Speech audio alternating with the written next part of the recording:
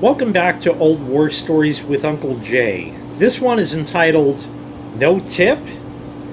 Well, I'm going to relay a couple of old war stories about not getting a tip when one might have been expected. These days, tipping runs rampant with the advent of Starbucks, forcing a 10% tip or something like that, and you have to opt out of it, and that shit was kiboshed really quick.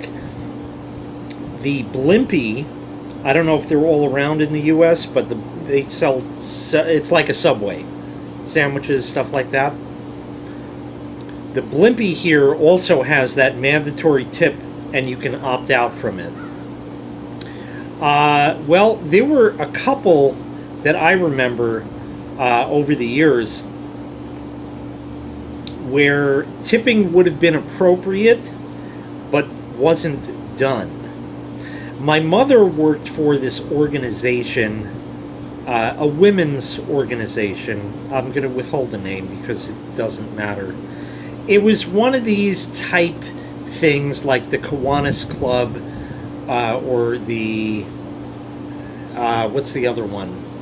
I forget. Something like that. Something like the Kiwanis Club or something. A service group. Okay, do good people. Essentially, they do services for people, things like that. And then they hold their luncheons or breakfasts or something to raise money at somewhere. It's this whole big thing. It's probably like a service organization.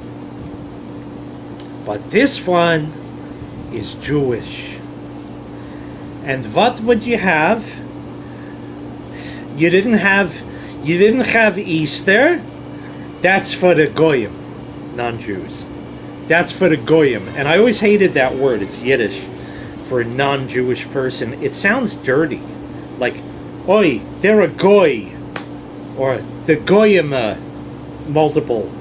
It sounds dirty that way, but that's the word. When you're Jewish, you have Passover, or as we say in Hebrew, Pesach.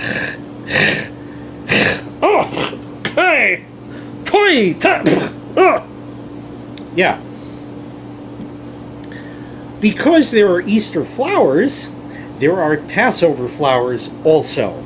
And because this is a Jewy organization and we're all about helping small business, and maybe the owner of this flower shop was Jewish also, I don't know this for a fact, I may be making this up, we decided to do him a good turn and decide that we're going to sell flowers to all the women in our local chapter of this organization for Passover. The flowers will be delivered to you the day before, because you can't drive on the holiday, I think, something like that. So make sure you're home or somebody is home who can take them, and they place their orders. And I'm not sure if they were all, I think they were all the same thing, or maybe they had people's names on them. I don't know. And my mother would get a list of these people and their addresses and stuff like that, and they were all within 2 to maybe even 3 towns right nearby. It was all like local street driving, really, is what it was. And she had to deliver the flowers. Now, she didn't deliver the flowers. She had to drive. She had a schmuck named me who had to actually go and deliver them. So we would get to Jane Smith's house. Okay, we'll make up names. We'd get to Jane Smith's house. And now my mother would pop the trunk. I would get out at, I don't know, 10 years old, and go to the trunk, open it, get one of the flower things out. It's in a pot and all wrapped up, the whole thing, and then go up to the door and ring the doorbell. I remember one time, one person's house somewhere, there was no doorbell button. but there were two wires just hanging there, and I had a good mind to actually short them together, but I think that would have been frowned upon, even though I knew what I was doing, if the rest was even still connected. I don't know. But I'd have to ring the bell. Oh, yeah, the flowers. Okay, great, here, And then, they'd take them. And then my mother would roll the window down. Hi, Jane. How are you? Oh, I'm doing good, Fran. How are you? Oh, yeah, really good. Are you getting everything ready for Passover? Yes, I am. How about you? Yes, I'm doing well, too. Blah, blah, blah. Yappity, yappity, yappity, yap, yappity, yap, yappity, yap. And then I'm stuck standing there as the little kid. And I have to get back in the car, so we go to the next person's house and deliver the flowers there. If somebody comes today and delivers you flowers, typically you're going to tip them. Again, tips are expected but not required. In other words, you'll get a dirty look if you don't tip, but that was that. Well, all of these people were Jewish. Was that the reason why? I don't know. Was it because they paid for the flowers? I don't think so, because if you're sending flowers to your wife, or to your girlfriend, or your grandmother, or your mother, or something like that, because they're in the hospital, or something like that, you paid for the flowers, okay? And as far as delivery, you can tip ahead of time now with shit. I don't know how that works or whatever, but I didn't get a tip for that. Another time, when I was working for the Wiz, in the early days of the Wiz, the store was divided into three sections. There was the main section, which was in the basement of the upstairs of another store, which used to be a drugstore. Then you would go up this big flight of steps to this other area, which was the music department, and we sold CDs and cassettes and maybe vinyl even. I don't know if we did. I wasn't really in with that department much. And then you would go down to the other side where we had computers, telephones, calculators, pocket organizers back in the day, Palm Pilots back in the day, and yes, cell phones as well. Stuff like that is what we had over there. Home office is what they called it. In the summertime, we had to compete with the other retailers, such as another store around here called PC Richard, or PC Richard and Son. Everybody just calls it PC Richard, or just Richards, and that's Richards without the R, Richards.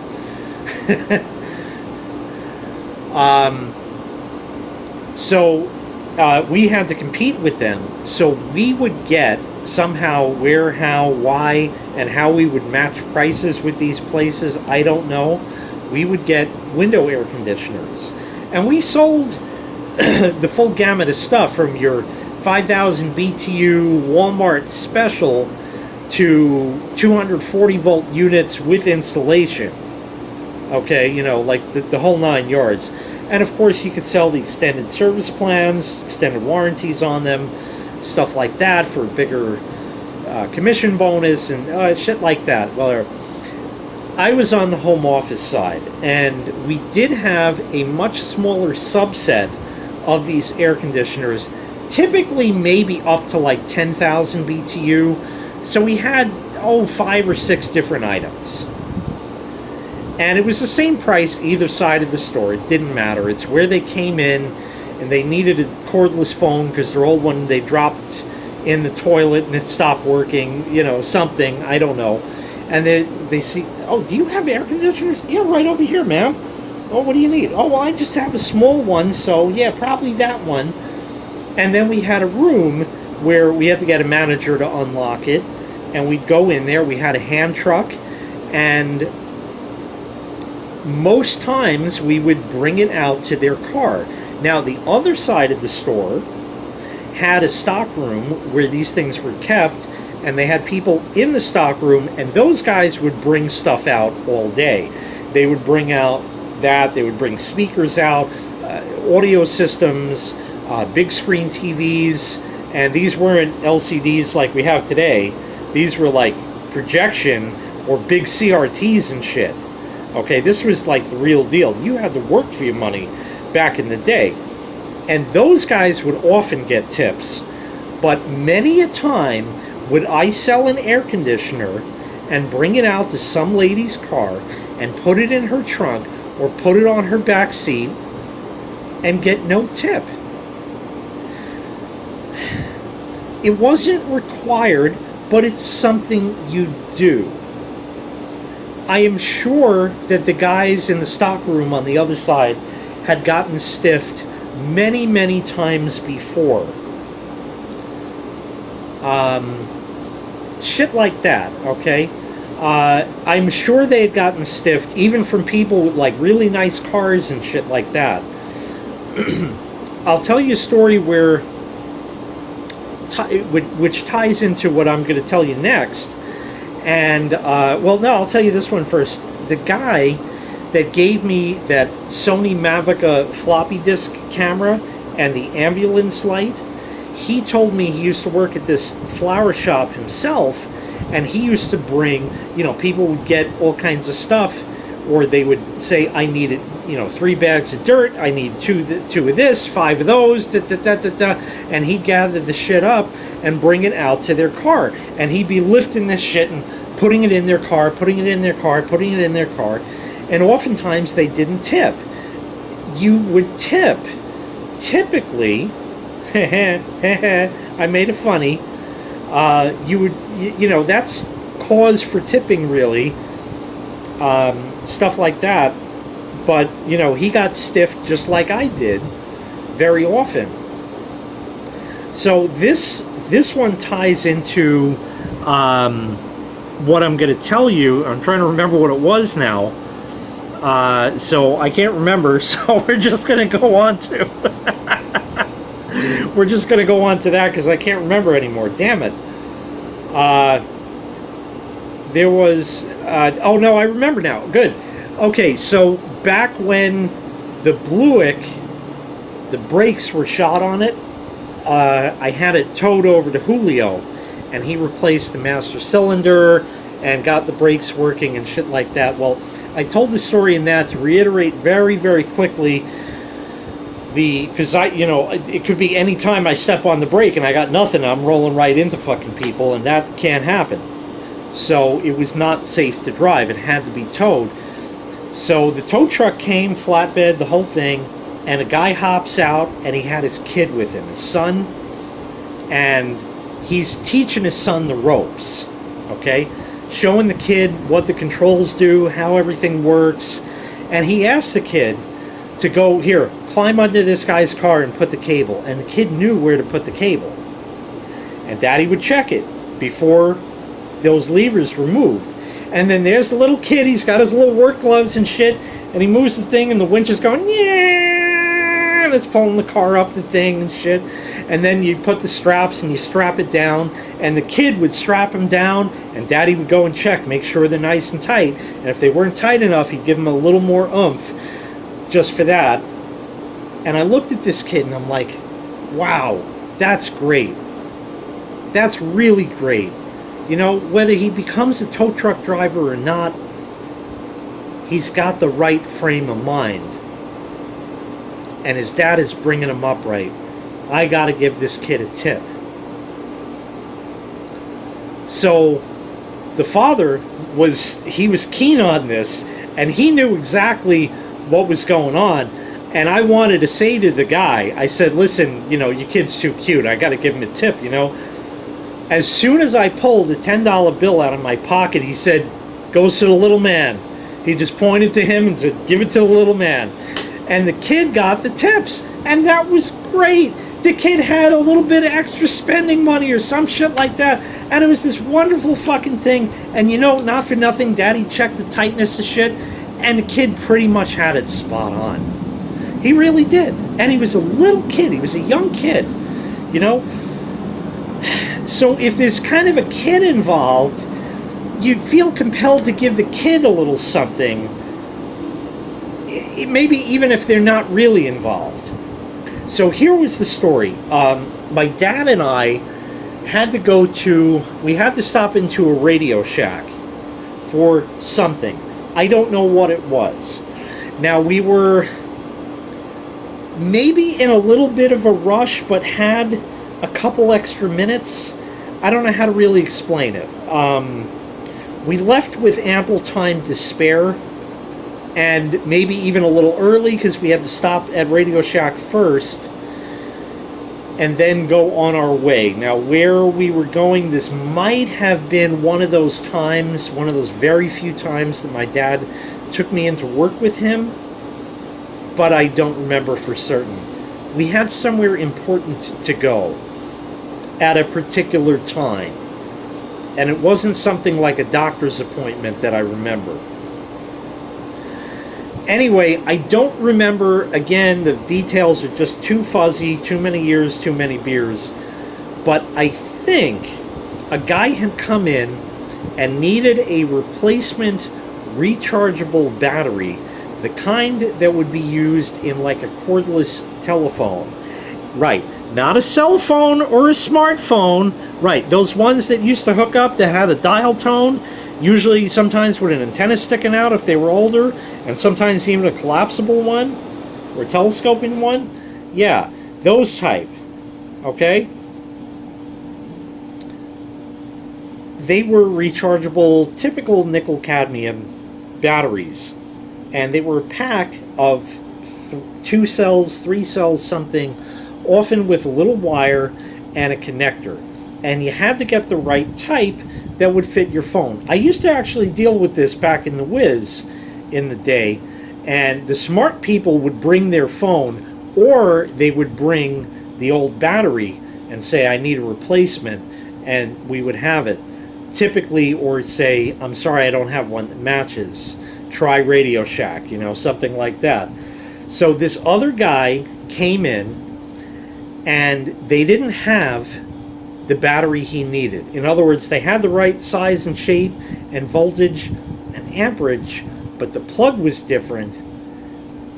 And I don't know if they were just out of stock of it or whatever, but the guy started raising hell. He's like, how do you not have this? I don't understand. You're a fucking Radio Shack, blah, blah, blah. And he's starting to get like irate or something. My dad decided that he was going to try to save the day. Being that Radio Shack was known as kind of an electronics store, the guy might have known maybe a thing or two and said, well, can't you attach this plug to that battery? Can't you solder that for me? No, we can't do that, sir. No, we can't do that, sir. My dad felt compelled to help this guy. So he said, listen, if it's all right with the employee here, I'll do it for you if you give me an outlet. I have a soldering iron in my car. He had his tool bag with him. He used to have to solder at work. So the guy was now pleased that this was getting done. So the guy said, okay, and he bought the battery from Radio Shack, and he waited there. My dad ran out to the car, got his tool bag, brought it in. The guy gave him somewhere to plug his soldering iron in. And he cut and he stripped the wires, and he electrical taped it, and he fixed it all up for the guy. And there was this precious cordless phone battery all fixed, and I'm just a little kid standing there. And the whole thing took 2 minutes, It really wasn't, not counting how long to heat up the soldering iron. It was 2 minutes. It wasn't really a big imposition or anything like that. But my dad did a service for this guy. And the guy said thank you, but that was it. And he took his battery and he went on his way. He didn't offer my dad any money.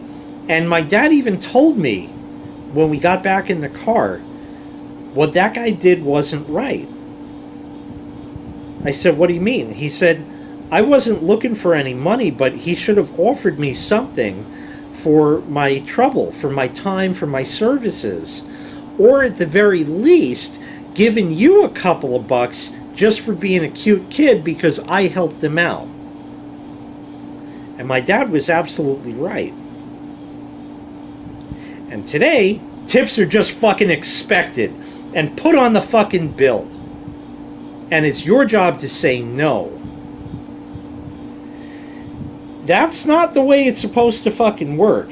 I don't know what happened in society that shit turned upside down, but it's the same thing with fees on credit cards at certain places, typically restaurants, but not always, where they charge you an extra fee for using a credit card that the merchant would typically cover for you just as cost of doing business. So around here you have menus that have a higher price, and then they say, you know, this is $4.25, but if you pay cash it's $3.75. So there's two prices. And there was a whole big upset with that, where businesses were saying, oh, we'll give you a discount for cash, but they were listing the cash prices, and that's not correct. So there was a law passed that they can't do that anymore. And they're supposed to have signs around and all kinds of crazy shit like that, so they finally cracked down on that. But the whole point of merchants covering the credit card fees were so the buyer, the customer, had a bigger wallet. Okay? In other words, if you go into a store with $200 in cash, that is all you can spend. You don't have any more than $200. You cannot spend any more money than that. If you have a credit card and that has nothing on it and maybe a $10,000 limit, you got $9,000 and some change dollars that you could spend now with a plastic card. You're going to have to pay for it later. Most big fat dumb American consumers don't know how that one works. Debt and things. I'm not one of them. But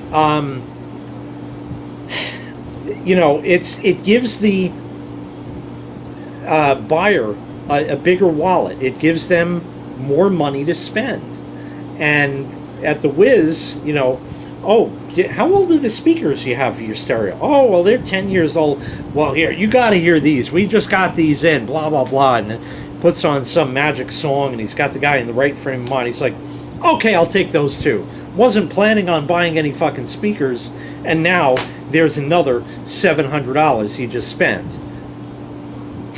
That's how it works. If he only had cash, he would have to either come back to the store if he really, really wanted it, or simply wouldn't make the sale.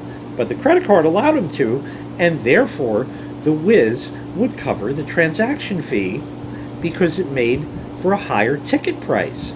It was simply a cost of doing business that allowed them to achieve greater profit.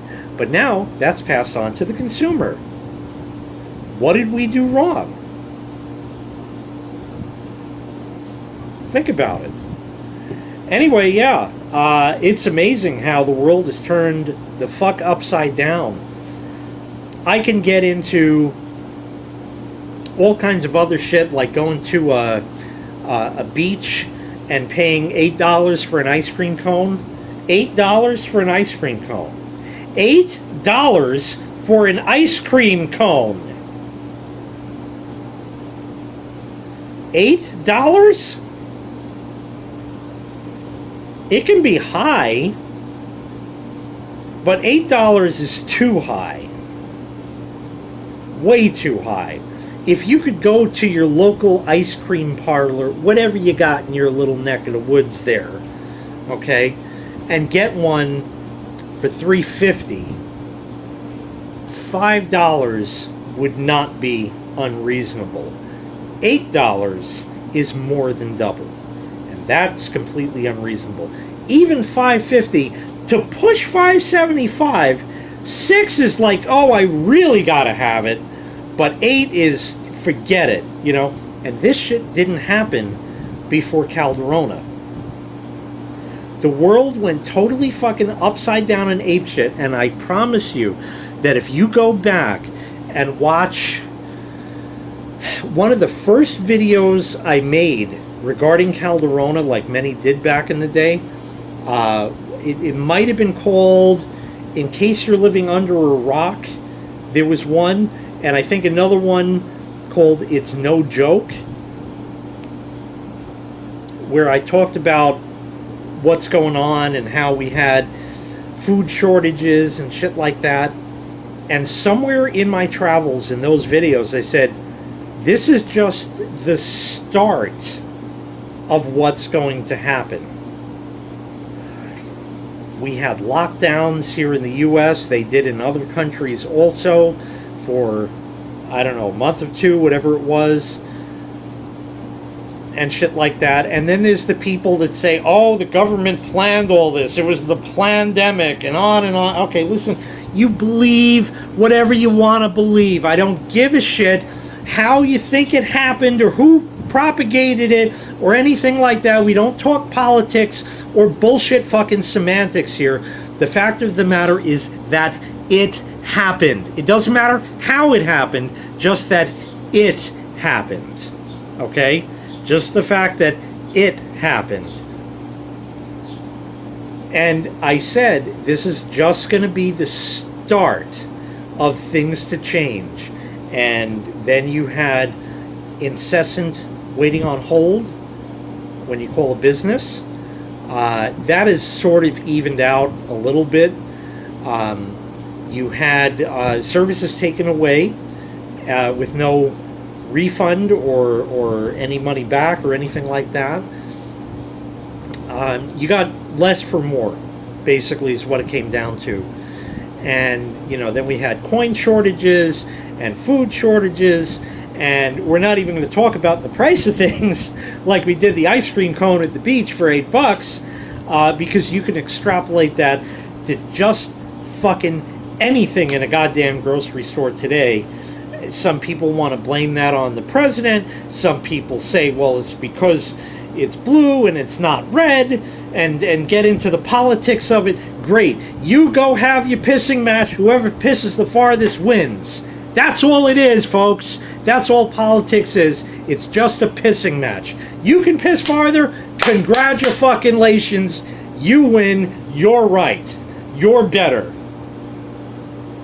That's my take on politics. We don't touch it here.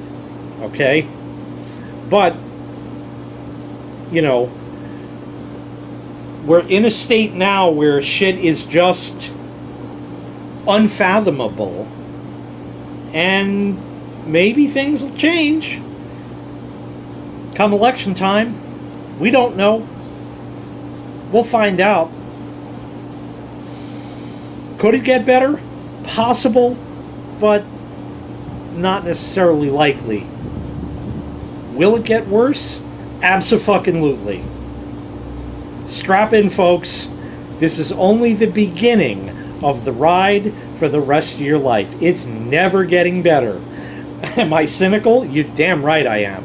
Can I have hope that things will get better? Why? Has it ever? You know, you're on this downhill curve. Might you have a little bit of an uptick? Yes. But you started up here. You're never going to get back up there again. Never. We're on this downhill curve. There's going to be little bumps and ups and downs, but you're never going to get back to where you were. Anyway, that's it. And this is the fucked up world we live in. Congratulations. Did we do it to ourselves? Probably. Okay, we're too much rambling, so I think we're done with this one. No politics in the comments. We don't do that kind here. You all have your own pissing match yourself, and whoever wins, congratulations. That's going to wrap this one up. Didn't know it was going to quite go that way, but it did. But yeah, tips are not, they're not supposed to be that way, and the world turned upside down. Okay, thanks so much for watching. I really appreciate it. Stay tuned for the next bout of old war stories. How, where, when, I don't know yet. Where am I going to do them? I don't know. What stories am I going to tell? Don't know that either. We'll find out when it happens, but I got to start recording more because I only have like one or two saved up from when I canceled them for the summer of 2024, and now we're back in the full swing of things, so I got to come up with, I don't know what, 32 of them or something? More? So I'm going to run out one day. I don't know what I'm going to do then, but I still got a big list, so these will be around for time to come. Thanks for watching. Like, subscribe. I appreciate all of you very much, and take care. We'll see you next time. Bye-bye.